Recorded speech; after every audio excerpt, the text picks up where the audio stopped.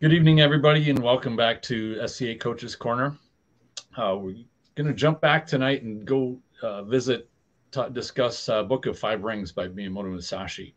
We're going to take on the Water Book, and to discuss some of the things in there, we got Duke Brannos with us tonight and Duke Eliahu. So welcome, guys, and glad to have you on. It's an interesting discussion. Definitely looking forward to it. Yeah, definitely. For those who may who have not heard of Book of Five Rings, I think most fighters have. Was written, I think, back in 1600, roughly, sometime thereabouts. One of the most famous swordsmen in Japanese history. Had somewhere upwards of 60 individual duels. Fought in a few battles as well, a number of them. Was undefeated in those duels. I think he only fought one to a standstill, but defeated everybody else. His writing, even though it was rather concise and sometimes a little cryptic, is the gold standard of strategy. And, this is something that I think every fighter or anybody into strategy in general, it's a book that is almost like the Bible. People go back to it all the time. And one of the reasons we wanted to discuss this is, unlike, for example, Sun Tzu's Art of War, which is very straightforward, it can be difficult to interpret Musashi's writing sometimes because of he's just rather cryptic. Like he did not want to waste any words, and some of the meanings can be somewhat difficult. So, like we've discussed in the previous episodes where we were talking about, I believe, the Fire Book.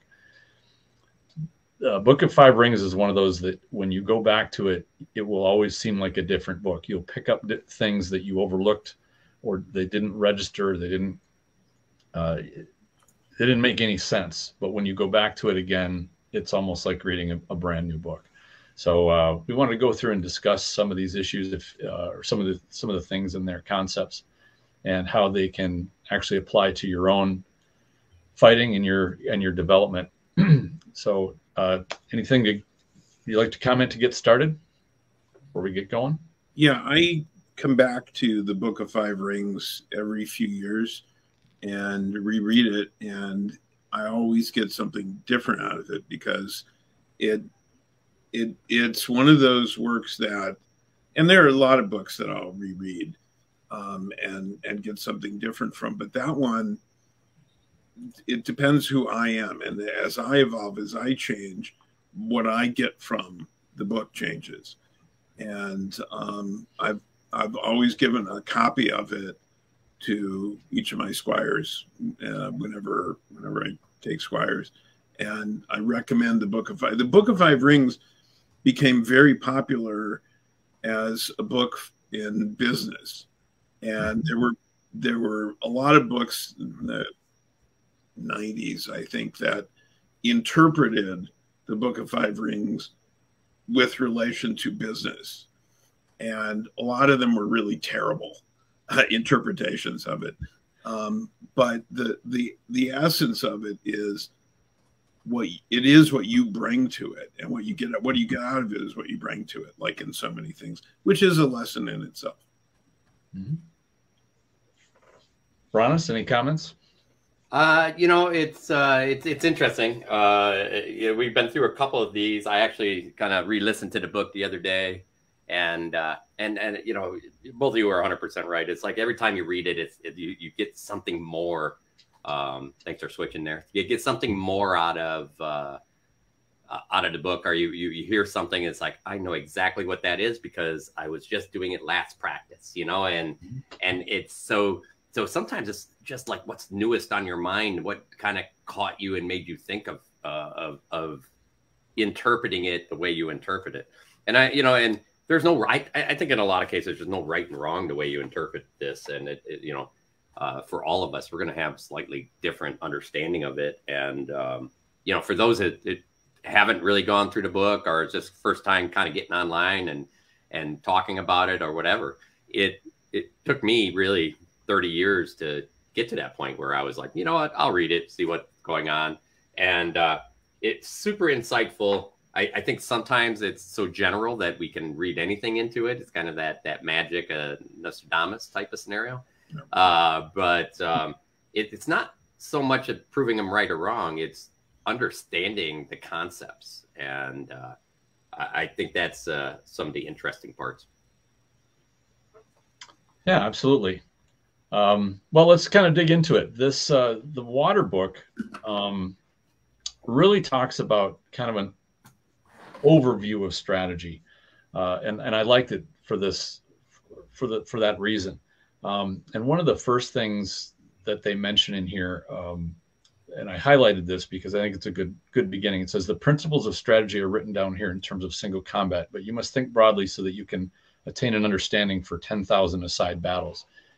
This is something that even in the first few years of my fighting, when I came across this, and I was learning as well, not only single combat, but was really into melee combat.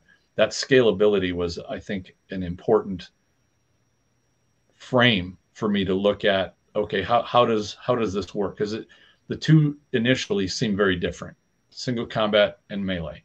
But the principles that cross over are essential fundamentals of strategy. And I remember one of the first ones I came across, and it's in a different part of the book, but I still remember it to this day, which was picking the corners. And so when you look at, fighting, 30 people and you've only got 5, you basically hit a flank. And as you go by, you take out 1 or 2. And now you turn and you got 28 to deal with instead of 30. And he described about if you just pick the corners, you can keep chopping away at a superior force. Mm-hmm. And I felt the same way about, or rather what I noticed in using what he talked about here, which is all the way down to single combat. If you get somebody who's agile and you take a leg or you take an arm or just clip whatever you can, that can start to turn things around for you, make the progress that you can make.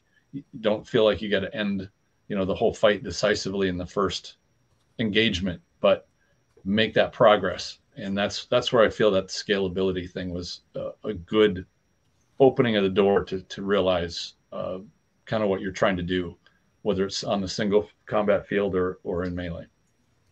I've used that explanation several times with people who started in single combat, and trying to explain to them how to expand that understanding to an army, how to explain this wing of the army is your left arm, this is your right arm, the command is your head, and so on, that sort of analogy.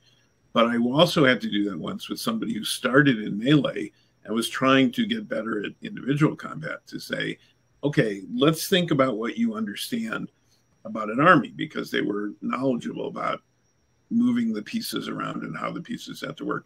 Think of the army as your body. Now think of your body as the army and think of those pieces and approach it that way. So that's something Musashi described a long time ago, and I've used that to explain to people both sides of individual and melee combat. Mm-hmm. Yeah, it's kind of funny because I think as when I first came in, this concept is so much easier to think about in melee combat, right? I mean, we always run flanks. We know that if you're not protecting your flank, that's a weakest point of your unit. People hold static. We always get this, hey, go up to the top corner of the field battle and just form a line in the corner so they can't attack our sides. Well, that's even better because then you can attack 2 corners, So we're always picking on those outside, right? And sooner or later that center has to swell, and then they're in a kill pocket. And, so there's so many things you think about application in this. You can slam into corners. You can do all of those things in melee. You can run a flank and just make people slow down and watch you and be worried about you. Getting attacked on 2 sides is very difficult. And that doesn't necessarily have to be attack. That just has to be something that you worry about. I talk about this, I'm going to throw out a couple of ways and how I use this in singles. And that is, I talk about the second opponent, and maybe it's not a corner, but when we're not talking just corners, we're talking about any way that you could attack your opponent in what is a weaker part. So when you're working your opponent, maybe into corners to kind of box him in. You ever watch boxing? The idea is to not let your man slip outside of you and free themselves. So if you pin him into a corner, that's what they're doing. They're essentially cattling him into the corner, and then they can attack there, because it's not because the opponent's weak, because a lot of times those attacks are still coming straight from the front. What's happening is that opponent has a rope on his back. He no longer is able to use, he is no longer free to do something. So the idea is, a lot of times I'll push somebody right to the point where they're on the edge of the list field. And when I say right to that point, it's like one more step is going to get them out. And then you leave them there and you don't let them slip out, because what they're thinking is they're fighting me and they're fighting the rope is the second man, because that rope, they have to think, if I go any farther back, they're going to call a hold. Right? I'm not being forced into the rope. So their head is in two places. And the idea is that you're essentially weakening them because their head's in two places.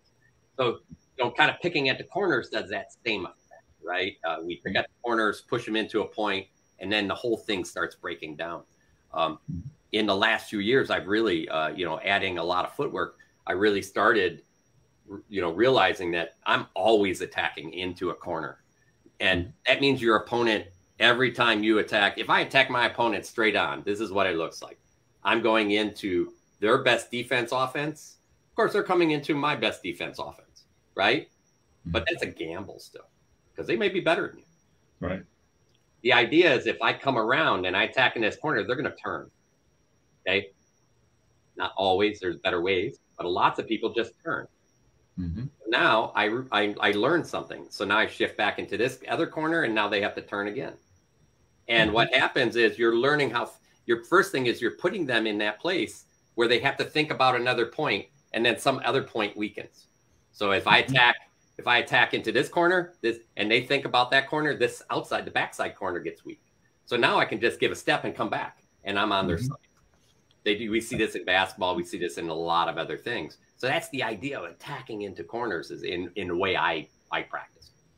Sure. When you limit their options, also, if you have cornered them and you limit their options, you have also made them more predictable, because they can only go certain ways, and that gives you an advantage because you've got one more point of predictability in what they're doing. Yeah, and I actually think that example feeds into probably a better one later in the Book of Water. So, okay, cool. Yeah, we can talk more about that point, but we got plenty of stuff to get into here. And I highlighted this one too. This really stuck with me because of how many times I've seen younger fighters, newer fighters, and they're just like I was. They want to absorb. And well, I'll just read this because I think it's important. It says, if you merely read this book, you will not reach the way of strategy. Absorb the things written in this book. Do not just read, memorize, or imitate, but so that you realize the principle from within your own heart. Study hard and absorb these things into your body. I guess the modern language would be called internalize what you are reading. It's one thing to just copy and imitate, whether it's things you've heard said, or to copy what somebody else is doing, whether it's their movement or anything like that. But that's kind of just a beacon to guide you, the journey of you going to that place and learning to learn this strategy, or to make that movement your own, or make the techniques that you want to work on your own. That is that's the real essence of honing your own skills. Well, it's the way, right? Per Musashi, it's the way, and that way is your way, right? You don't use somebody else's way. Right. You can use them for inspiration. You can use those ideas. And I think that's a lot of the reasons. The important part. Yeah, people get mad because they're like, you should go practice this. You should think about this, deeply. You should, all these things that he talks about, but he never gives detail, and everybody's waiting for that detail, right? Well, he wants you to find that way. What details do you need to make this work? And that may be a good guide for reading this book, is to realize that all this book really is a rough, here's some ideas. Play with these ideas and see what you hash out. Don't expect that it's going to be a owner's manual of being a great fighter. It's just going to give you some ideas to explore, and that exploration is where you're going to find the gold and the gems. I have another translation that I think sheds a little bit different light on this. If you content yourself with reading what I write here, it will be impossible for you to reach a high level in the way of strategy.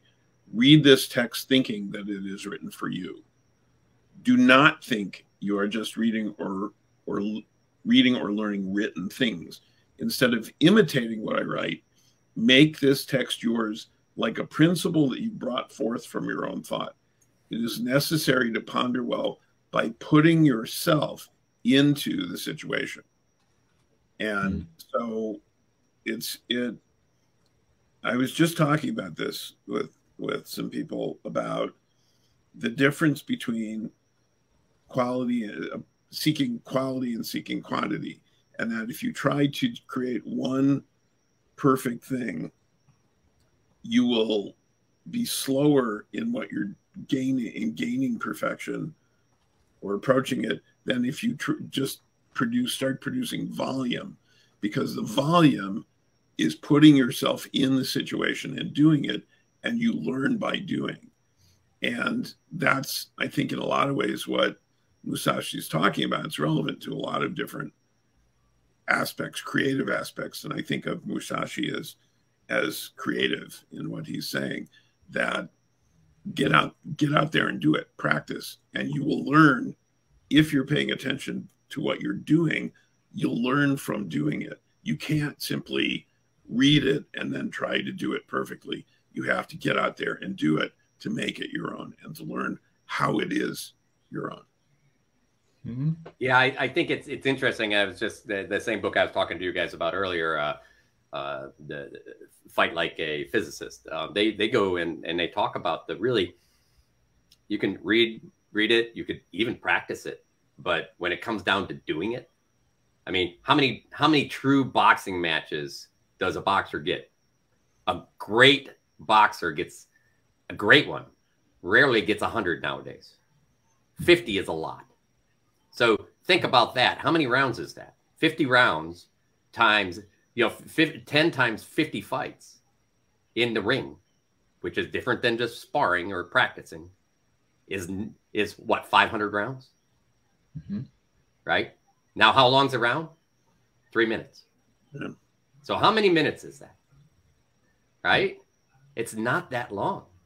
I mean, we don't get to practice that much. But when you compare it to the other guy that never gets this chance, like, i.e., you have to, your first time in the ring, you have that much more experience. So, the practice and those pieces bring you into the place where you trust what you do and that you get more comfortable.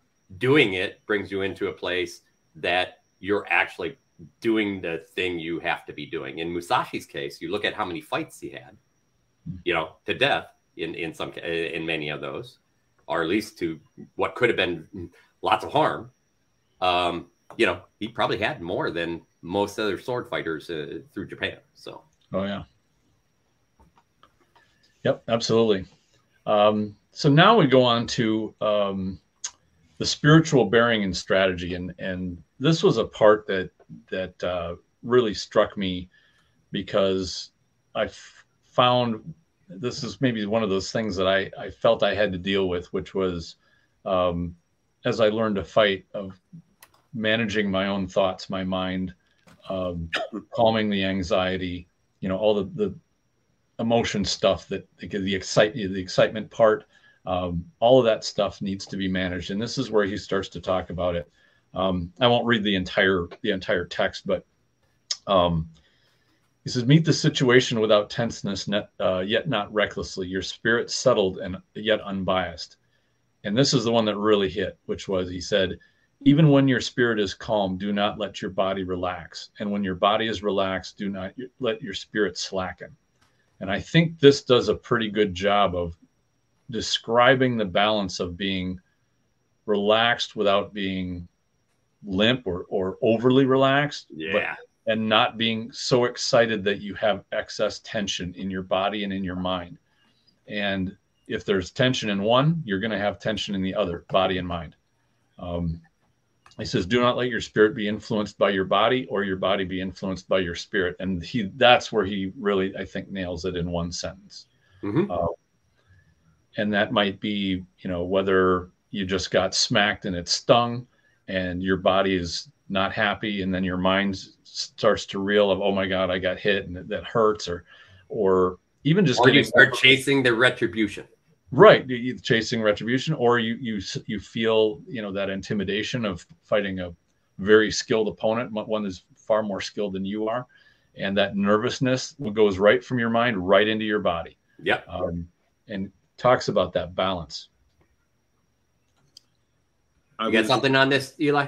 Yeah, there was a discussion. Somebody posted a question on a forum, an SCA forum, saying, do you think that meditation is useful?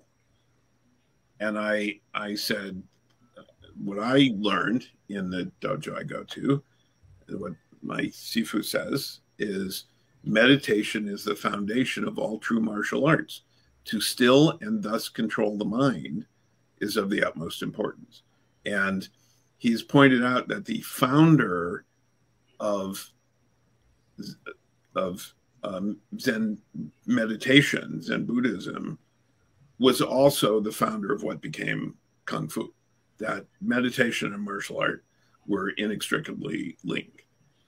And then somebody else posted in their answer, nah, just go out and fight. Like, okay, you're kind of missing the point, and I've seen it. I've seen people who go out there who work themselves, particularly before melees, who work themselves up,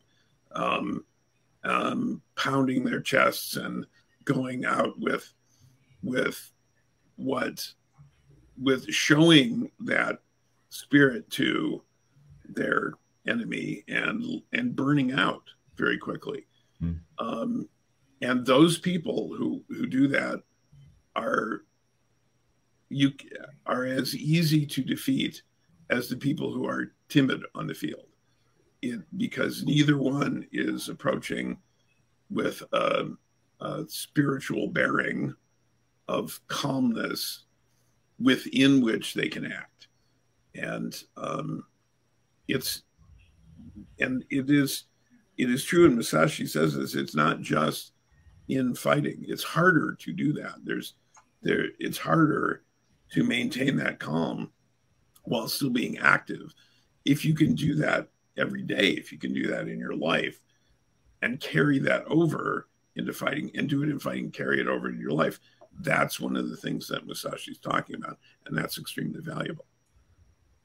Yeah, and I think, the beating the chest, some people mentally, that's kind of their trigger to get them into flow state sometimes. And that flow state, a good flow state, includes that clear mind. That clear mind is, you get that clear mind. One of the practice ways to get that is through meditation, right? Some people take a different route, and that is they find that flow just through years and years of fighting and practicing super hard, but in a way. And when I say practice super hard, I mean they're involved so deep that controlling breath and controlling everything in the fight is their meditation. Sure. Right? Yeah, because again, meditation is all about how meditation isn't like, I want an empty mind. It is absolutely not that. Meditation is, I want things to flow off my mind without taking up space or time.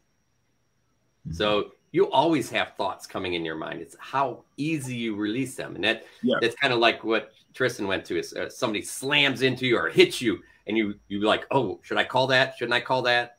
I'm not sure. Well, you're frozen in time, and you're not able to release that. For me, and I tell my folks this a lot, it's like, as long as that's fight going, if you're not sure, don't take the blow. Finish what you're doing. Just be clear. And then when you step off, then you can think about it and say, you know what? Sorry, that second blow was good. I'm good. I rethought about that. And because if you're stuck in the other place, I mean, how many times do we see it? Somebody taps you. I use it offensively. Somebody taps you and you're like, and the guy hits you again, or the girl, right?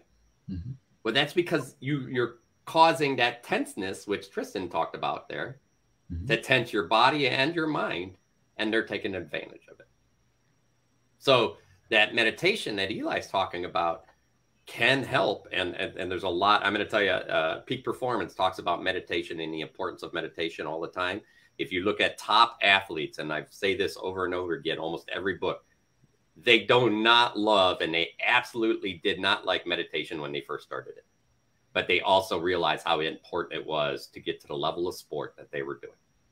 Mm-hmm.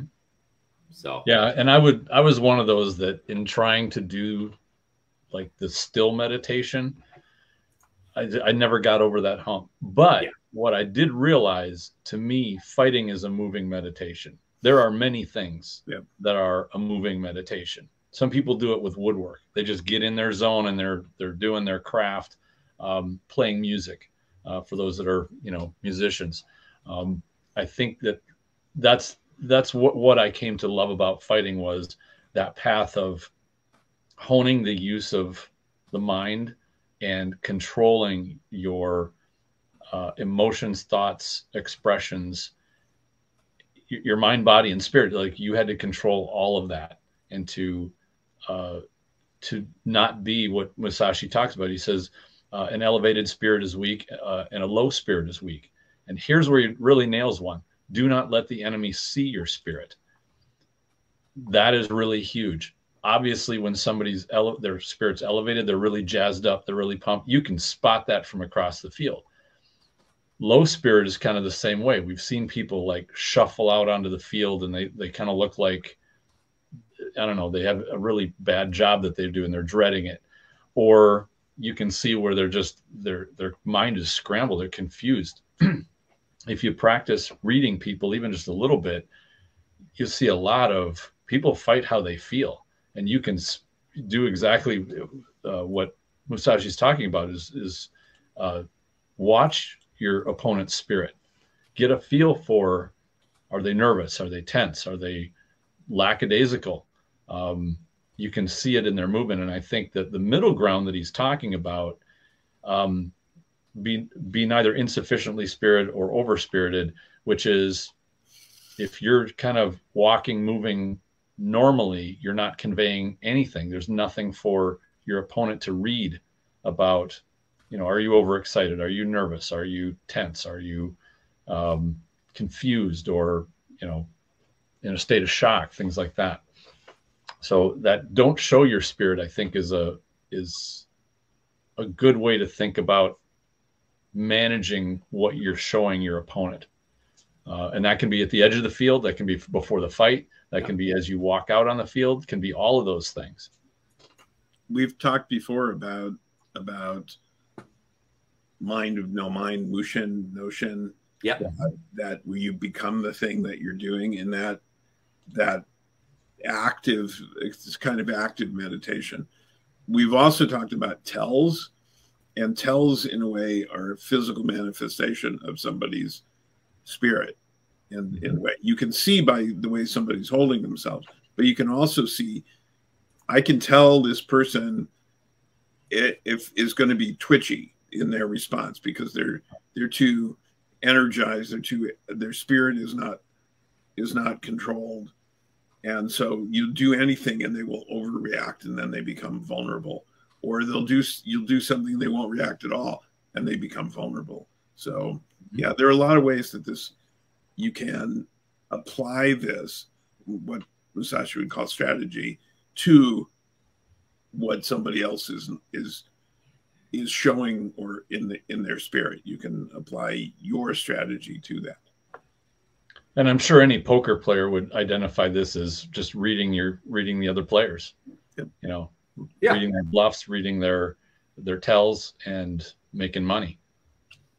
Yeah, I would totally agree with that. You know, it's like, and the best part is, and they talk about that, you know, not only in poker but almost anything. You good player in anything they do will show one thing, and to make sure their opponent doesn't understand or may think that they're doing something. Like here's a standard thing: somebody throws a shot and you just pick it up out of reflex. Well, congratulations, you got good reflexes. You probably don't want to have to rely on them all the time. So, but if I pick something, I'm going to go, whoo, that was close. You don't think that guy's going to go back, that person's going to go back to that shot again? Right? But if all of a sudden I pick it up, I'm like, yeah, come on, give me some more. Right? And then they're like, well, maybe that ain't the shot I'm going to get him with. I have to find something else. And I actually used that in a very high-end fight in the end of Candlemass once against somebody. And I let them buddy up. And at the time, I was just practicing stillness and as little motion in blocking as I could and deadpan face. And I set that up. I found the time I could let them throw their perfect three-shot combo that they kill lots of people with. Everybody has something they kill lots of people with. I let them throw it, and right after they're done with that, I put my face right in their face, like, you better have some more than this. Right? And if you take something away from somebody, even though you're like, and believe me, that was a hard combination to block, right? But if you take something away and erode their confidence, you just took some of the game from them. And that happens in poker and in anything like that. Yep, absolutely. So on to the next one. We could talk about that for quite a while. But to move along, he says, small people must be completely familiar with the spirit of large people, and large people must be familiar with the spirit of small people. I always noticed that looking at somebody's build and body size was a good kind of baseline for, okay, what can I anticipate here? And because SCA fighting has no weight classes, you could wind up facing somebody who's, 5'3" and weighs 115 pounds, or somebody who's 6'6" and weighs almost 400 pounds, or anywhere in between. And I do recall, I liked watching somebody walk out onto the list field, or watching them walk, outside the list, because you can get a feel for, do they straighten their legs when they walk? Do they lumber? Do they shuffle or drag their feet? And you can see, usually smaller fighters tend to kind of be more perky. They tend to move with more energy. And those you can say, all right, this guy could jump me, or this girl could just, bam, they call Leon and they're off like to the races. Now, granted, I've met some very big people that are really agile, surprisingly so for somebody of their size, and seen smaller fighters that move like they're stuck in a swamp. Their feet drag, or they don't move very easily or well. And that's kind of what that sentence describes, to my mind, of watching how somebody tends to move and getting an idea of, their quickness, their agility, their how much they move. Do they move just straight in linear? Things like that. I've found helpful to kind of narrow down, all right, what am I dealing with here? And that helps me start to form, all right, what's going to be the approach I would like to use for this opponent. One of the other things, and this is kind of funny because as I got more into Aikido, boy, we trained turning so much, turns, pivots, and of course, as I started watching more boxing, when you start watching a boxer that's got good offline movement, they will use step offline movement pivot. So when I started this, as I was watching my opponents, one of the criteria that I was always use is watch them turn, especially as they're walking to the list field and they walk along the rope and they turn to come into the list field. Most people don't turn very well. And if you see that, that's something that you can exploit in an opponent, is make them turn. Don't just go straight up, walks right into them. which what 80% of fighters Yeah. always do when they start out, is just, I'm going to march right up the pipe. And, you know, and then eventually sometimes they realize, well, it's much easier if I kind of go around, or I slip to the side, or I change the angle. Easier to find openings than go right directly and up the middle. Even a lot of people who will circle their opponent will then stop, set themselves, start to lean, and then move straight in. It's one of the clearest tells that there is in the way somebody moves. And when I see that, you know, what Musashi says about reading what their spirit, you see them lean and you know they're about to go, they're set, and you see that, then I move to make them have to do it all over again. And I a lot of times I do the same thing looking at an opponent who comes on the field. What's their stance? How tall are they? What's their reach? What weapon are they using? Where's the damage on their sword? Where's the damage on their shield?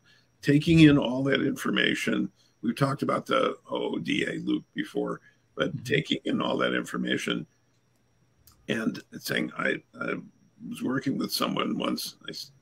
I knew exactly what you were going to do before we even started, because I could tell from all these things. And although once I was before the lay-on, I was looking, or I looked at somebody and I was looking at them, and then I must have nodded or settled, and it completely freaked them out because they thought I had found some secret. Well, it was just analyzing all of those things, that how they move, how they stand, how they turn, all of those different factors, and it freaked them out, and they were stuck then in their own mind trying to figure out what they thought I had figured out. So it's information's useful, and understanding your opponent. And Musashi uses the word strategy in a way that is broader than what we use. He uses it to mean what we would call strategy, what we would call tactics, what we would call philosophy, what we would call attitude. He uses it in so many different ways. So I don't know Japanese, and I don't know 17th century Japanese, but I'm curious about what the word is that is often translated as strategy, and what the nuances of meaning are in that, because from context, reading Musashi, it seems to mean lots of different things depending on its use. And that's not uncommon for Japanese. I'm not fluent in Japanese either, but it is finding the correct translation, or an accurate one, is almost a fool's errand when it comes to translating Japanese to English. And this is what everybody that speaks Japanese has told me about. You know, when I ask, okay, what exactly does this mean? How, you know, because they'll say, well, you know, usually you Americans, or you don't understand what the Japanese is. Okay, well, help me understand. I want to give me a description of this, and then it kind of turns weird, because the language barrier is rather difficult, and it's very common. It's actually interesting because they talk about that a lot in the book, and it's also writing style. It's not only language, but the writing style of period. Musashi was kind of made fun of because of his writing style wasn't of what writers of that period would often use. But I think it's that concept that you know, we watch and we see and we learn. And that's, you know, we not only can we do that when people are walking into a list, what they're doing around, how we're viewing, taking all of that input, but there's oftentimes, and you know, a number of my students get kind of picked on a little bit because they're always moving and they're always circling. And sometimes people feel like they're pressuring from ranges that are too far. So they feel like, oh, you're wasting your energy. Well, you're not really wasting your energy if you're just staying in a jog that you can control and breath.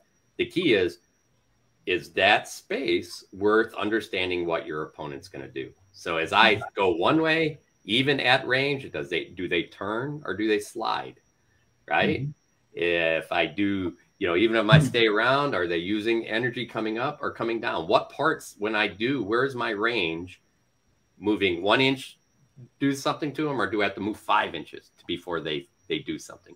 There's a ton of learning going on, even in a range that isn't necessarily anyone's, both what we call that D range, right? That range outside the normal.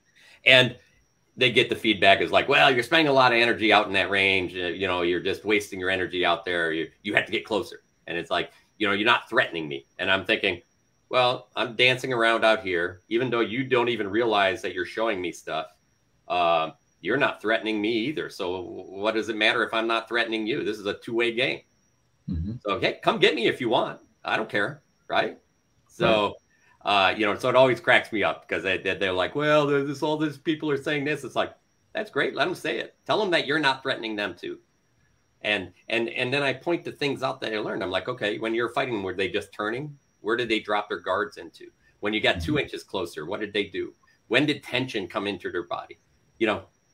All of those things are happening and your opponent doesn't even know it. Yeah.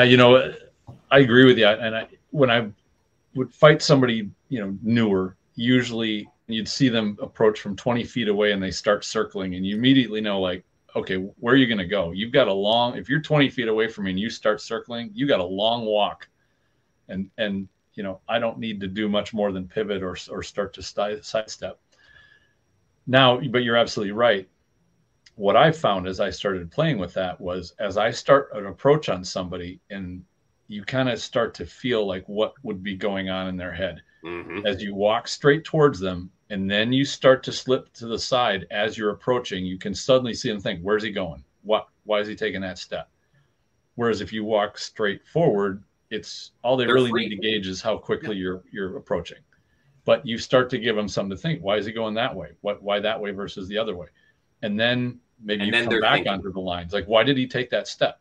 So with you just being calm and walking, I'm not talking about running or juking or starting to do, excess movement out at that D range or beyond.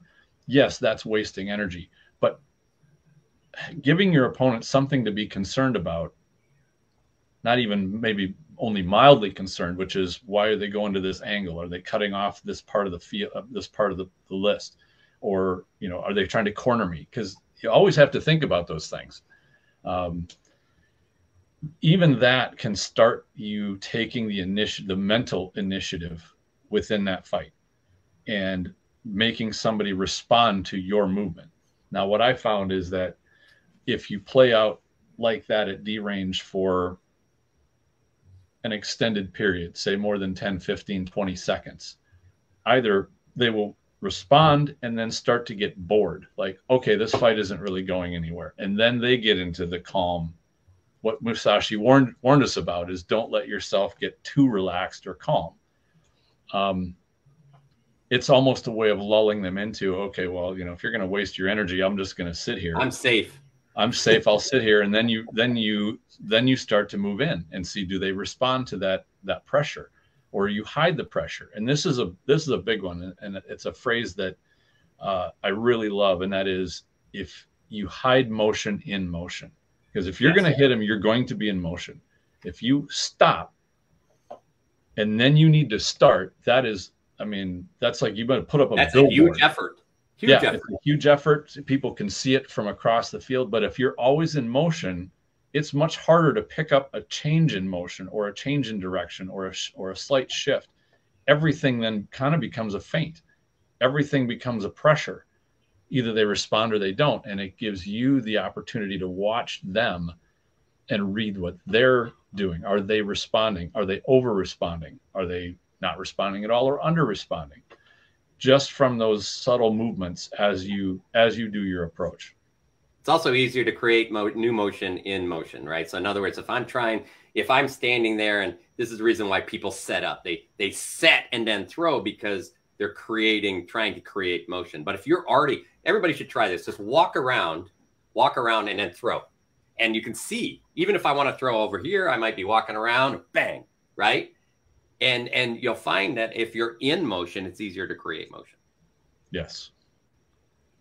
So when you're still, it takes a lot of energy sometimes to release tension, to move into another motion. And your brain might think, okay, if I'm still, I'm saving energy. And then when I do my motion, that's only the time when I'm actually spending energy. But what I've found is if you are in light motion, the acceleration it takes to go from that motion into your explosive motion is less energy than you would be spending going from a dead stop 100% up to your full strike speed. Yeah. It also helps you, in those dead stops. What happens in those dead stops is that it interrupts your breathing cycle. So where if you're already in motion, your breathing cycle is consistent, right? Right. Exactly. And it gives your opponent something to have to watch. If you're in motion, he has to watch what you're doing. If you've stopped and are still, then he can breathe and remain calm and, all the stuff you really don't want to have him do. And he can start making you think. Yep. And this actually brings us up to the final sentence in this paragraph, which I really love. When you're in motion, that those motions can be used to deceive. And what he says is, when you cannot be deceived by men, you will have realized the wisdom of strategy. I mean, all warfare is deception. And the key is to not be deceived, right? We want to read motion correctly. We want to see what a real threat is and try to nullify it. And then, set up our opponent like that. That to me is the whole way of it. And not being, from a fighting standpoint that we would all relate to, is I don't want to be faked out of my socks. I don't want to be tricked. If somebody's going to beat me, they have to earn it. And if you get tricked, that's how most of us get bested, either fainted or drawn into a trap, i.e., the Rangwalder thing. Yeah. He loves doing that. And you can also, another application of this is when you are doing something that frustrates somebody, it's the same way if somebody's cornered, their options are limited. If somebody is frustrated, their spirit takes over if it's not calm, and they will start to act, and that makes them more predictable. So if they want to go a certain place in a certain way, and you're just cutting them off and not letting them, they will express their frustration in some way that is more predictable for you. And so that's a way of thinking about this. A lot of what Musashi says is about understanding your own spirit, your own strategy, and also understanding someone else's. So what we're talking about is how to understand how you can use your spirit and your strategy to influence and control their spirit and their strategy. And you can see what they want to do, and you can let them do it, but in a way that they're not expecting the reaction. It's predictable, or you can frustrate them, and then they also become predictable. And so this is where one of the ways I see a crossover between a very great similarity between what Musashi writes and what Sun Tzu, you mentioned Sun Tzu earlier, very similar to what Sun Tzu talks about as well. Mm-hmm. Yeah, there's definitely some great crossover there. It does take some good mental exercise to mix them sometimes, but other times they're plain unobvious.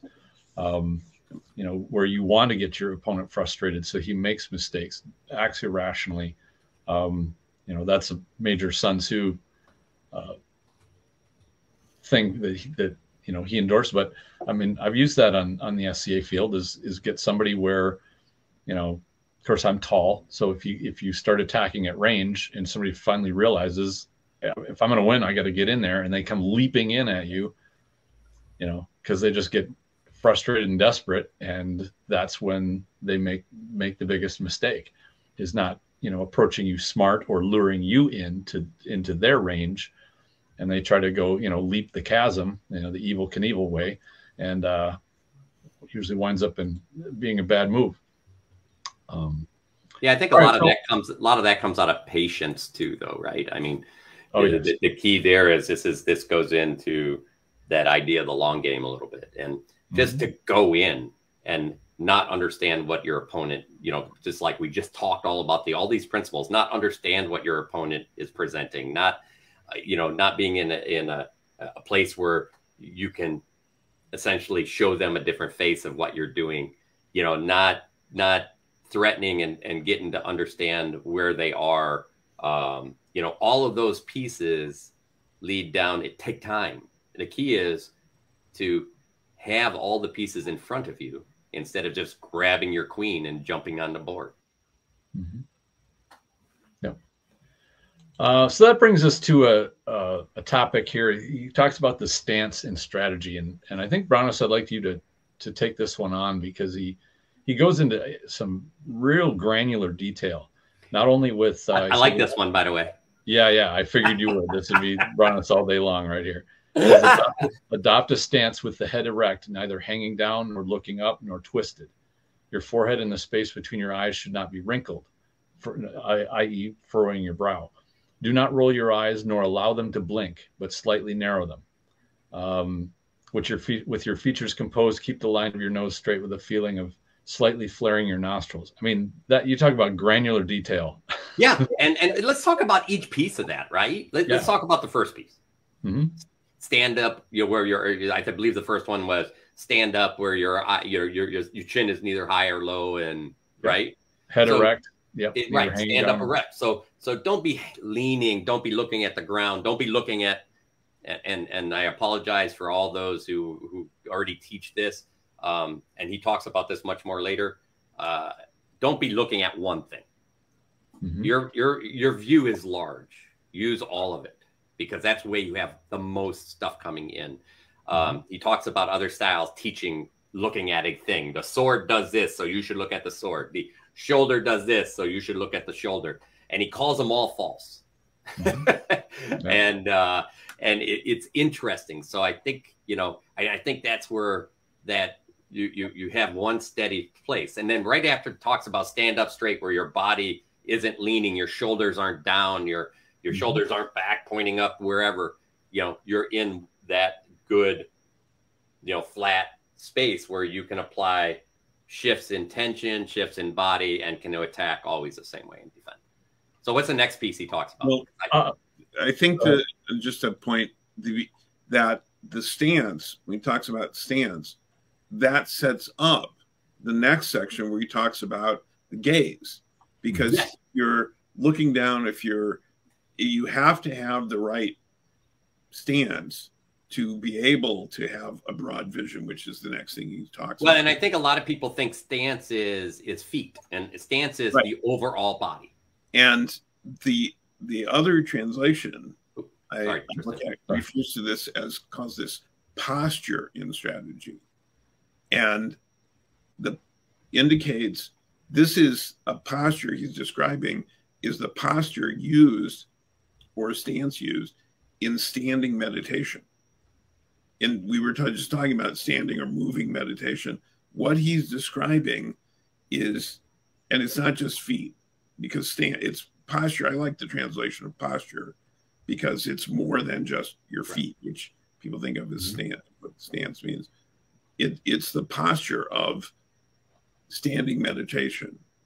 And so he's very much leading to the idea of that calmness in mind is practiced in this standing meditation, and then in movement, and actually in sword fighting.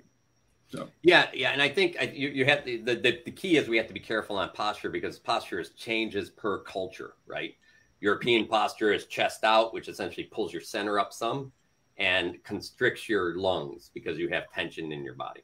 But so you have to be careful on where your posture. Ultimately, you should be able to do standing meditation. And I don't want, we talk too much about meditation. People drop off because nobody understands it well. And what we're saying is that meditation is being able to stand there and be clear of thought.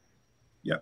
And to be in the right place, have the right tension, have that right, your eyes at the right level, have a broad focus. Don't hold your eyes way open. Don't hold your eyes too closed. And, you know, they talk about that. Don't blink. There's a lot of martial arts that use blinking as the points of time to attack. Right. And that is, I've read that on a number of martial arts, especially the faster ones, sword ones, the same way. I used to use breath as the times to attack. I'd attack people on exhale. Right. Thai boxing uses blinking as opportunities to attack because their eyes are closed and they have to respond opening their eyes. So there are a lot of spaces in there that he's talking about here. Sure. Yeah, and before we jump in, before we move on, the thing that strikes me about head erect, neither hang down or twisted, that has a lot to do with, of course, if you're like with your body's posture, your head being about the weight of a bowling ball, if it's forward and down, it'll start to take your shoulders down. It'll start to tip your body. It seems like that is in big part about maintaining a good balance, like a good physical balance. Of course, we'll always say, you know, in empty hand stuff is if you look down, you're going down. So even lowering your eyes a bit, like you're going to look at somebody's feet and you point your head down, that's the beginning of your body actually going to the ground. It's much easier to take somebody down if they lower their chin too much or the head starts to come down. And what I notice going to the next one says your forehead and the space between your eyes should not be wrinkled. And with the eyes, to me, that conveys what your mood is. It's extra tension in your face. And I think it's tension in your face. You'll probably have tension in your neck. If you've got tension in your neck, you'll probably have tension in your shoulders. I mean, it spreads. So when he says, you know, relax the brow, then your neck is more relaxed. Shoulders are more. You're not building that excess tension. That's just the killer. And this relates to something we've talked about previously in terms of the equipment you're wearing. So, and I've done this with people before when I'm analyzing the armor they're wearing, having them stand, and in one extreme case, their posture was twisted because the helmet, they couldn't see, if they were standing correctly, they couldn't see through the helmet. So don't adjust your body's posture to the armor, adjust the armor so that you can stand correctly. And then we did a whole previous episode on analyzing the fit of armor and all of that. And this is one way that it relates to what Musashi is saying. You might be able to do this if you're just standing there. Now you start putting armor on. Can you still stand there in the correct stance, in the correct posture? Yep. If you can't, fix your armor. Yeah, 100%. And that we always have to, anything that causes, if your armor causes you to lower your head, you know, you get something on the back of your neck, if it causes you to do that, it's taking you out of your game, right? So when we talk about this, you know, this posture or the stance, be aware that if you have something externally making you change it, then you got to fix that. Yep. And male chain on the what do you call it, the camels can really drag your head forward, and so your neck is always fighting to keep your head up. That's one of the things that can be a real problem. Of course, it's nicer when you get those, you know, titanium, the welded chain, because that's a lot lighter than, you know, old school days where when people wanted chain, it was heavy duty. You know, it would really drag the head down. Well, and we can find those times when even your chainmail hooks on something, and your thought immediately is, "I'm hooked on my armor." It is no longer your opponent. Yep. So you have to be careful about this. So what's next on that? Okay, so next he says, hold the line of the rear of the neck straight. And here's a biggie. And I'd love to hear what Eli's got on his translation of this. He says, instill vigor into your hairline, and in the same way from the shoulders down through your entire body. The hairline thing, I'm not quite making sense of that one, I have to admit. So it does, and I'm going to throw Eli up here because I see he's reading his part. I think the hairline means from the top of your head all the way through to your body, right? Could be an interpretation of that. So I think when we talk about vigor, we have to be a little careful that we don't talk about adding energy for vigor, but adding slight tension to be in that place of you're ready. Right. Right. They talk about boxing. We talk a lot about being relaxed. Well, easiest way to be relaxed is not have anything and your arms are all floppy and and you're just standing there. Well, guess what? But it is super hard. You get all floppy with no relaxation and then go into a sword stance. And it's like you almost have to whip your arm up because you have to create tension to get it there. Right. But if it's already a little bit, if you're down and you're just have a little bit of energy, already in your body, then it's just raising it up, right? And it's just adding tension from a very low level of tension that's maintainable. So it's not one-to-one, the translation, so it's a little hard to tell. So hold the line of the rear of the neck straight is what you read. Hold, let me see, keep your neck straight, putting some force in the hollow of the nape. Lower your shoulders with the sensation that the torso from the shoulders down forms a unity. So it's not, I don't know. I don't know, because it doesn't translate one-to-one. I mean, the two translations are so different that I don't know what the hairline. I don't know what that install vigor in your hairline, and in the same way from the shoulders down through your entire body. Keep your neck straight, putting some force in the hollow of the nape. Lower your shoulders with a sensation from the torso down, forming a unity. So I think what it means is that you are relaxed, but you're balanced. I think that's what it means, but yeah, it's a hard one because it could also mean that you're not tense in your arms but relaxed in your legs, right? It means we add that tension throughout our whole body that keeps us on that edge. And it's and this is not high tension. This is just adding enough tension, it's like being in a boxing match. Are you just going to stand there, arms down, waiting for something to happen? Waiting for them to throw the first punch? No, because you can't react fast enough. So we have to find that place where we just entered. So we can't be over tense of thinking about, and he talks about this later too, thinking about blocking everything. We have to be in that space where we can react. React could be dodge, throw, right?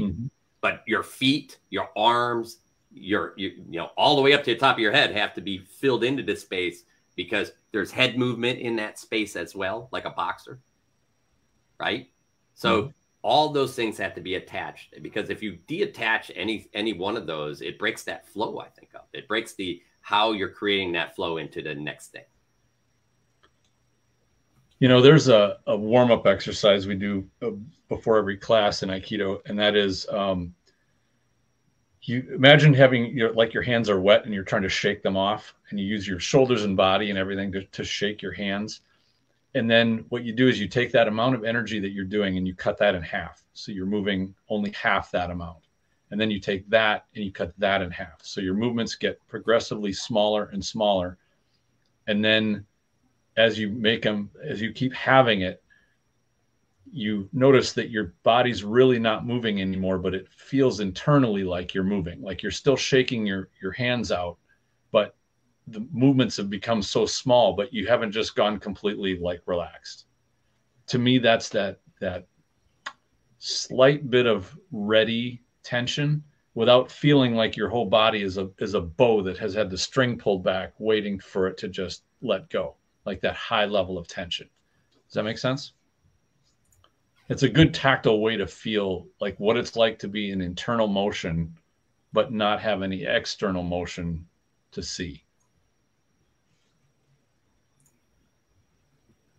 All right. I'm just watching a video that one of our Oh, sure. one of the folks did, and I'm just watching to see what.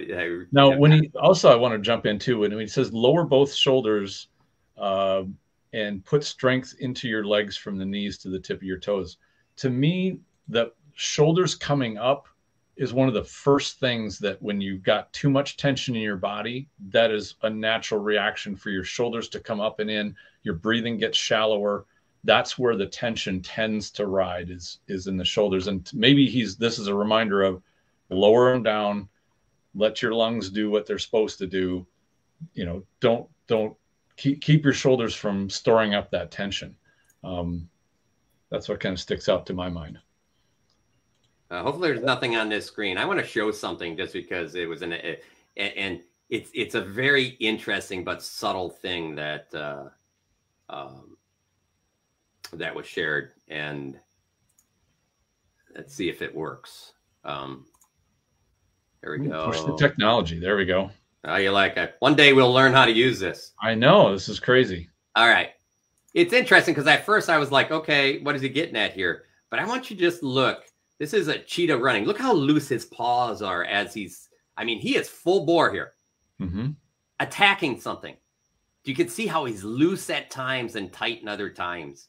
And I think, you know, it's that space of finding those points that where you can relax, but you're still in that flow. It's like here, he's not full speed, but he's in that flow. You can see it in the video.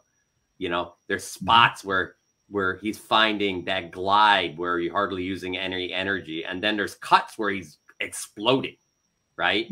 And I think the key, you know, is, and this is more around that tension we hold in our body.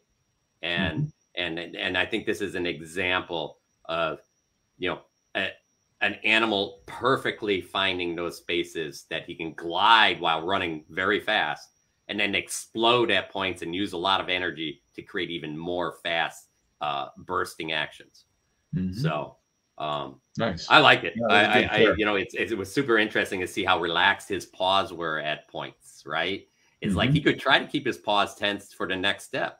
But if you do, then all of a sudden, you know, you're actually making it harder for yourself to run or whatever. So it's interesting. I don't know if that fit what Musashi's talking about from, you know, that whole from hairline to toe thing, because I think there are so many things that could fit in that talk. It's, you know, but well, and one thing also that leaps to mind is when you notice, and I've had this happen many times, when you notice in yourself you're too tense, like you notice you're breathing too shallow, there's more tension in your body than there should be, and you just think, relax. I would think of all the way from the hair down, just let a wave of, okay, settle your, you know, settle those shoulders down, you know, correct your stance if you feel whether you're leaning or anything like that. So yeah, this is a good reminder of, you know, and he gets into the, you know, all the way from the top down to the legs. Get it in even into the feet of, you know, where is your center of gravity over your feet? Is it too far back on your heels? Is it too far forward? Or, you know, all of those places, right? And I think Sunwolf talks, you know, a little bit. It's like if you have incorrect tension in your body, it's more tiring than really, you know, it's. And here's his other point: is you get tired faster and you risk injury. Yeah, recently saw a video. I was watching a video of Master Bruce Lee. And he was completely relaxed. And then, in fact, one of the people, the person who posted this, said that he was actually a camera operator or production guy on some of Bruce Lee's filmed work. And they said they had to sometimes slightly overcrank the film to slow the camera down because he was so fast that it couldn't capture all the action. And I've seen other videos where it shows that it's not one strike, there were actually three in there. It's so fast, but he's so relaxed seeming, he's so loose. And I think the key word there is seeming. Yeah, but there's no unnecessary tension. Yes, there's enough. That is the key. There's enough. He's relaxed, just enough, not so relaxed that he'll fall over, but just enough energy to keep moving, but not fighting against himself. And we've talked about this before about people who are, a hard grip on a sword. No, it's relaxed. And Musashi talks about this too, because the muscles, if both the pulling and pushing muscles are tense, it's like trying to accelerate the brakes on. Right. So, yeah. All right, Tristan, let's go ahead and move on. All right, so we're going to move to the gaze, and we touched on this a little bit already. He says the gaze should be large and broad. This is a twofold gaze: perception and sight. Perception is strong and sight is weak. Yeah, let's kind of talk about that one. It's probably the easiest thing to look at somebody's sword blade or tip, to look at the hilt or their hands, to watch for, watch their step and look down at their foot or their leg. Where your eye is, the cone of focus of your eye is actually darting to check and watch how your opponent's moving. And I think this is what he was talking about in terms of the gaze should be large and broad, is to use not so much your cone of focus, but your peripheral vision to watch the whole body at once, rather than try to pick out, one, two, or, the minor details. Yeah, and in fact, I think we were talking about that. For me, in fact, sometimes I have issues with my peripheral vision. In other words, I'll be fighting somebody, and something out of the very corner of my eye will move fast enough that I literally have to turn my head and see what happened, right? Okay. Because you're using that peripheral vision in there. Or sometimes I'll watch that fight and still be in this fight. And people hate that. But sometimes there's a good fight behind them. So, it's so, it's just a thing. But remember too that, and I love how you explained the peripheral and cone effect. I use a little bit of both. So sometimes I'll use that cone to make my opponent focus on weak points or where I'm going to throw, but I still use my peripheral. Yeah, and by the way, magicians who call that they'll watch their audience, and they'll see if, for example, they're doing a card illusion. They call it burning the hands, because they watch the cone of focus look right where the hand is, that's where they start to manipulate about, we'll look over here for a second, or they'll draw the attention so that their eyes aren't burning the hands, and so you're actually using that as a point of deception. And that's exactly what you're doing. You're creating pressure just by looking, because we as predators, human beings, we're built for watching motion. We're built for watching eye contact. Like, we can perceive it, even though, you don't necessarily have what you think is a very good, view of the eyes. Like if we're 30 feet apart, but we can instinctively feel where that vision is, where the person's eyes are. And, the motion off to the side, our peripheral vision is made for trying to track prey moving, behind leaves and stuff like that. That's how we eat, as we pick up a predator or a prey's motion, and we take it down. Well, and so too, that are threats. Yeah. So, well, exactly. Yep. It's common when somebody first goes into a large melee to be focused on what's in front of them, and gradually with experience, their vision broadens, and they start to see more and more what's going on around, and not just focus on what's in front of them, but see first a little broader and then much broader. And it's the same way with an individual fight, where you're not, if you can see that somebody is completely staring, they don't have what we call juggler's eyes, because you can't, if you're juggling, you can't look at one ball or one pin. You have to see all of them. If you can tell that somebody is is tracking. They have narrow vision. They're easy to feint. They're easy to manipulate. So, in the same way in an army, if the army is focused just on what's straight ahead, they can be manipulated.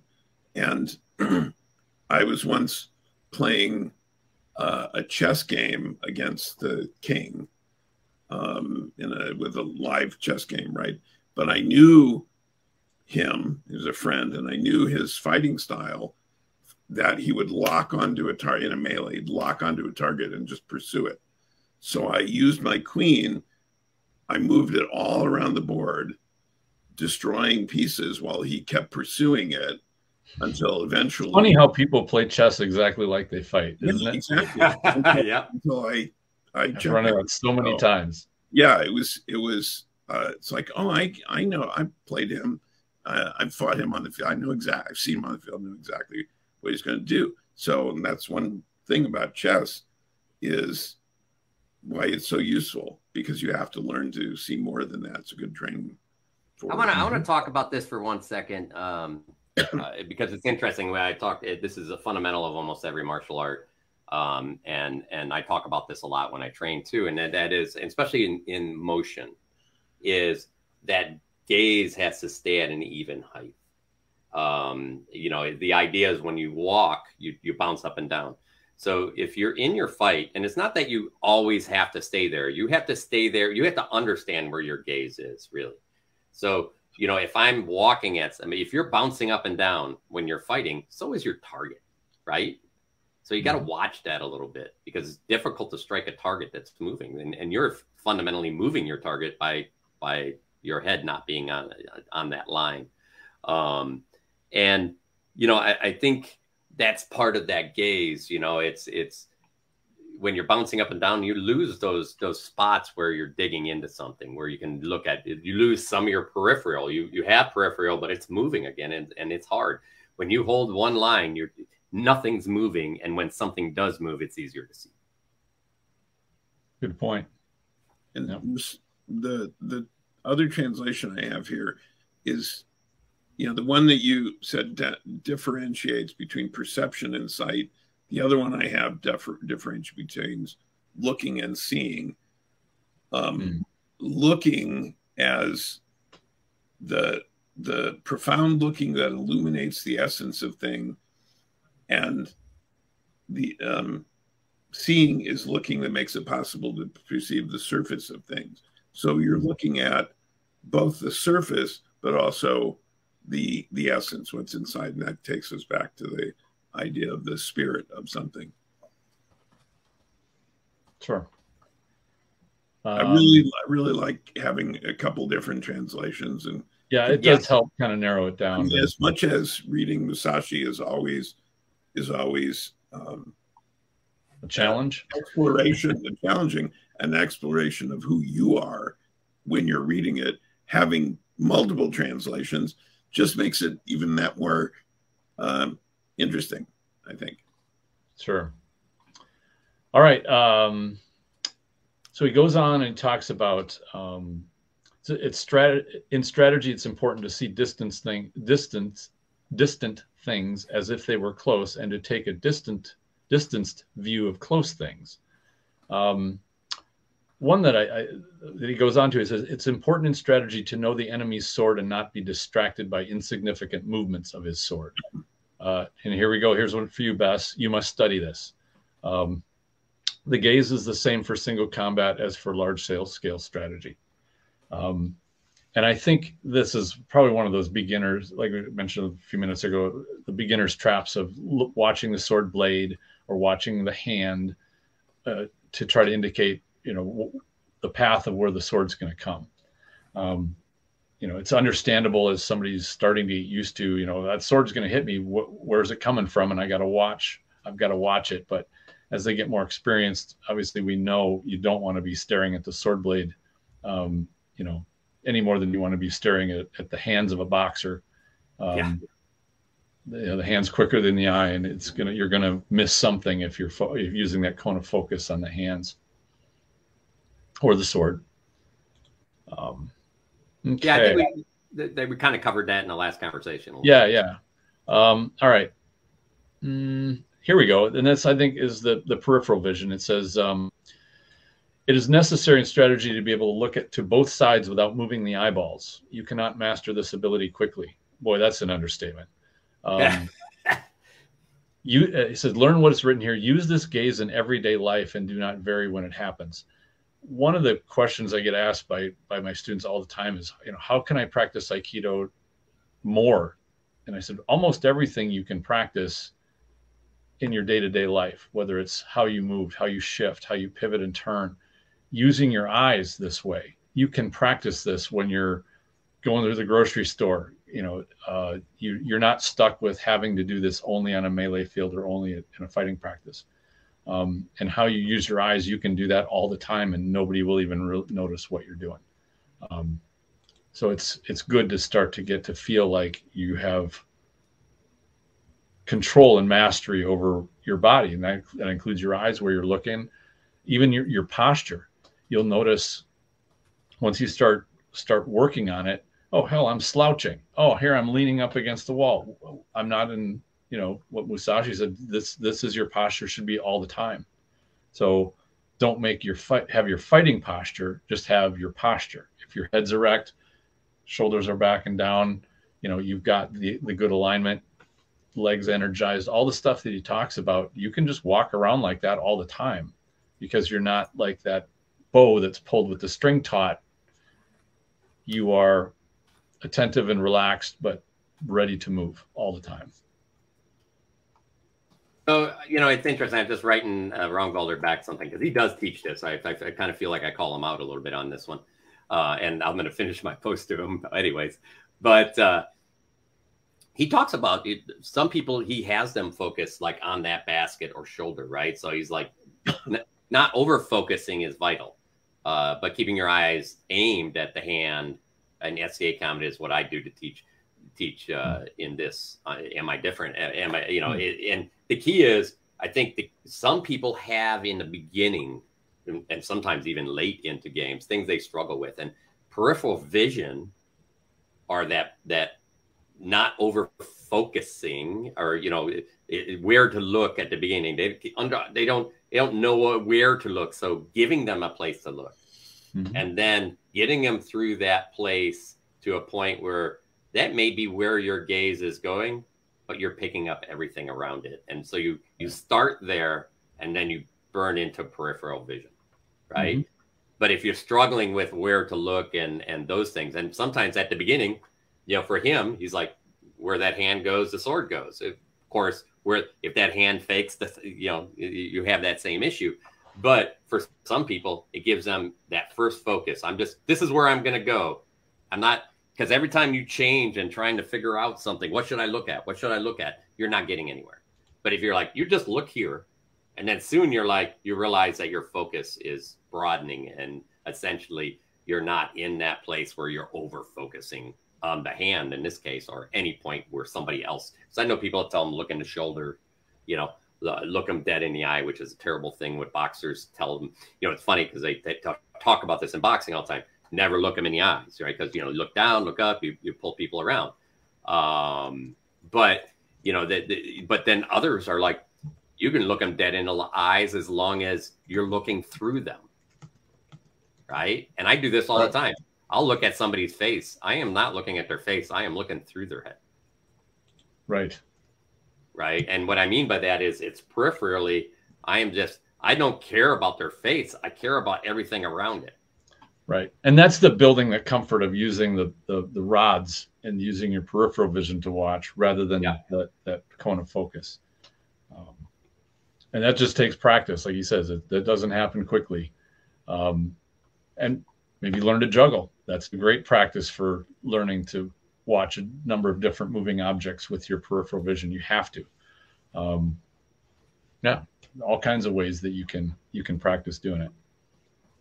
Discussing the meaning of the Book of Five Rings also is not something that happens quickly.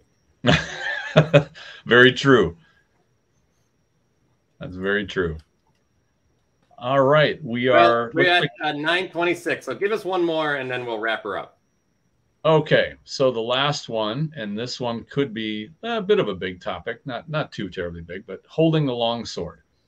It says, grip the long sword with rather floating feeling with your thumb and forefinger, with the middle finger neither tight nor slack, with the last two fingers tight. So it means pinky and the ring finger.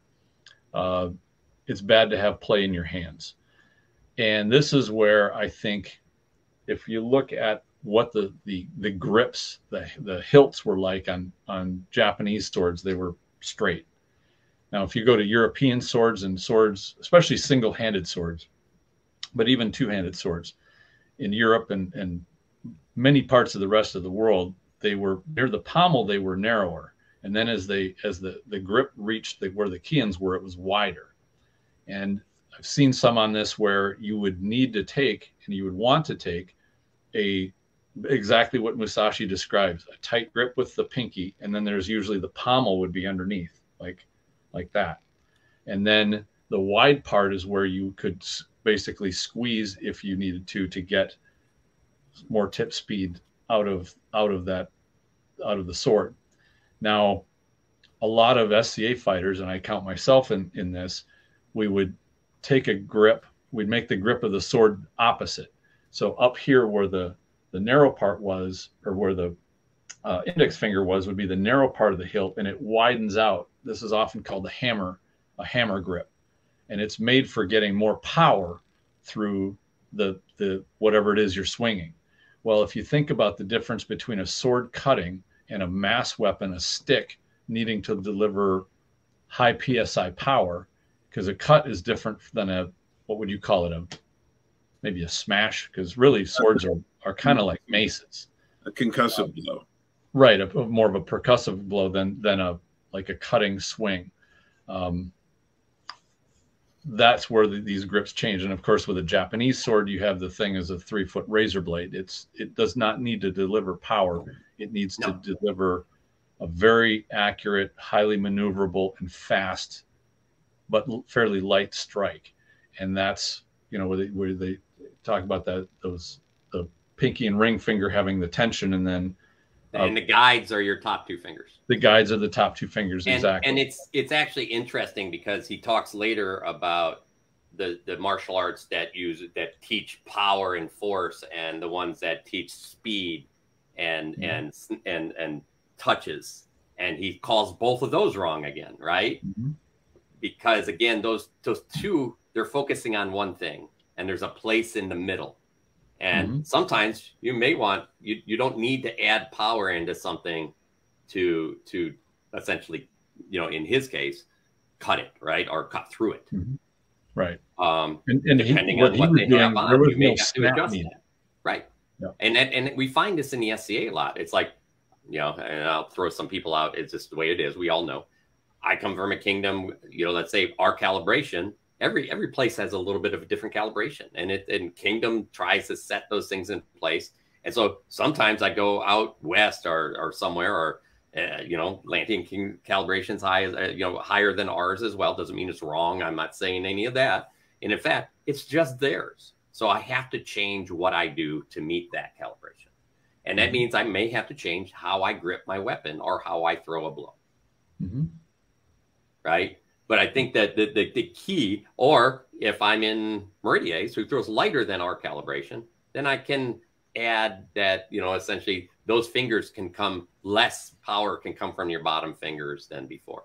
I'm a big, we talk about this. This is even not only a two-handed, in a two-handed weapon, sometimes the bottom hand acts as the trigger, right? As the power.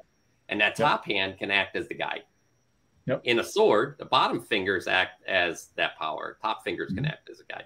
Now, if you change it to a concussive blow, then your arm, your hand doesn't matter nearly as much, and your arm can add that power. And as a point of curiosity, except for I think the first two duels, single one-on-one duels that Musashi fought, which he fought with a sword, the rest of them were all done with a wooden sword. Yes. So he was using percussive blows for most of those. So did he alter his grip? Maybe he did, maybe he didn't. But Yeah. you know, it stands to reason that a razor blade sharp sword would not need to be Not wielded, need as much. Right. would not need as much, and therefore now you're going to shift to more speed than percussive power. Well, and it's not even necessarily always more speed, but actually even more accuracy, right? Because you have to keep Right. that edge on. I Right. have watched videos of people doing map Cutting. cutting. Yep. Thomas Shigeri, yeah. So yeah, and even with a really good, very sharp sword, it is not easy because the angle of has to be Critical. absolutely precise and has to move without scooping or in either direction to be absolutely straight. And you can see the quality of the cut because what's cut is it's all the way through and it's a completely level plane going all the way through. So the grip he's talking about is not just about, well, it's about being relaxed for speed, but also control, because if there's tension, you're more likely to scoop it and not have a clean cut. So even something that is as sharp as those are, where power is not necessarily a thing, it is precision. That Definitely precision, yeah. And precise is always important. Even if you're trying for a percussive blow, precise is important, because a percussive blow that doesn't hit the target isn't any good either. Yep. It doesn't take much to screw it up. Nope. And then I guess the last point, because this wraps up the talk about the grip or holding the longsword, says generally I dislike rigidity in both longswords and hands. Rigidity means a dead hand. Yeah. Pliability is a living hand. I think that's a good point of, like Brannos was talking about, the relaxation and the fluid use of the grip. And what Eli talked about, you know, with beginners, they get that, and I did it too, you know, that hard white knuckle grip where you have to peel your fingers off of the hilt when you when you take your armor off. So I'm going to throw this one up here, and I'm going to ask for what he meant by this. Part of this depends on where it came from, his book, right? You know, this doesn't mean that, you know, I see it as steel sword or wooden sword, the outcome will be the same. So I think where he's probably trying to talk about is if you win with either, that means you bested your opponent. Right. I think the key in that is, if you could say that if your technique with the weapon you're using that you're mimicking is as good, because doesn't mean that you use a wooden sword, your edge, we all know your edge off will not be the same with a steel sword. Right. And the other thing that I'd point out too, as I think about this, is the one thing that the steel sword had was a tsuba, or the handguard. Yes. Whereas a wooden sword didn't have one. If you think about the implication of that, that's pretty big, because if you get that finger cut, you know, your index finger, lead finger, that the tsuba would be protecting, that's a huge change, especially because the people he fought didn't have wood. They had steel swords. So I would say that although the outcome might be the same, the method to get that outcome might be different, because the weapon's a little different, the impact's a little different. You know, there's some damage you can do with a razor blade sharp sword that you can't do with a wooden sword. You need to have that percussive impact. Now, if your technique with a steel sword is already good, then, you know, I think he's talking about the outcome here, right? And he actually says that the outcome, as long as you are good with both these things, so good that in most of these cases is all about putting your opponent into a place where, you know, this is life and death, putting them into a place that defensively you are so strong that you're just waiting for him to make a mistake and take care of management. And you know yourself, you know your tools. Yeah. I mean, those are, and I think that all goes back to everything. You know, to the way, right? Right. Right. Yep. Excellent. All right. Alrighty. Well, I think we covered quite a bit here, and obviously the next one we're going to be talking about when we come back to this is going to start with footwork, yet another Brannos classic. So we'll make sure and get him in on that one. I like me a little footwork. Yes. So, we've had a couple of discussions. Next week we have, I'm just going to throw it out there. We have a number of people going to Phoenix Wars. We're trying to see if we could set up something there. I'm still leaving some hope open, although that hope is slowly going away. And we've had issues before with internet connection and lighting and things like that. So we may change next week, but currently it is still set up for maybe a little bit of walk around chat, just kind of visit with people at Phoenix Wars, and we'll try to make that live. Mm-hmm. And I think we're talking about, we'll do our best to get that to happen. If something happens that we can't, we'll either do a backup or maybe we'll just have a week off. We'll do the best we can to get that out to everybody. We'll figure out what show and see. We have a number of other coaches that may not be going, that may have some things they'd like to talk about, or we could literally finish up somewhere the water book. So yep, absolutely. All right. So thank everybody for showing up once again, and the conversation was great once again. I love these. I was Googling stuff and looking at stuff as people were talking. I'm like, okay, what does he mean here? And thanks for helping me clarify some of those things. We all have the ability to learn. I mean, that's the key, right? Just because we talk don't mean we know everything. So always good to chat it out and learn from each other. So exactly. Yep. So thanks everybody for joining us tonight, and thank you guys. Thank you. Thanks for the chat, everyone. Have a great weekend and stay safe. Yep. Stay safe.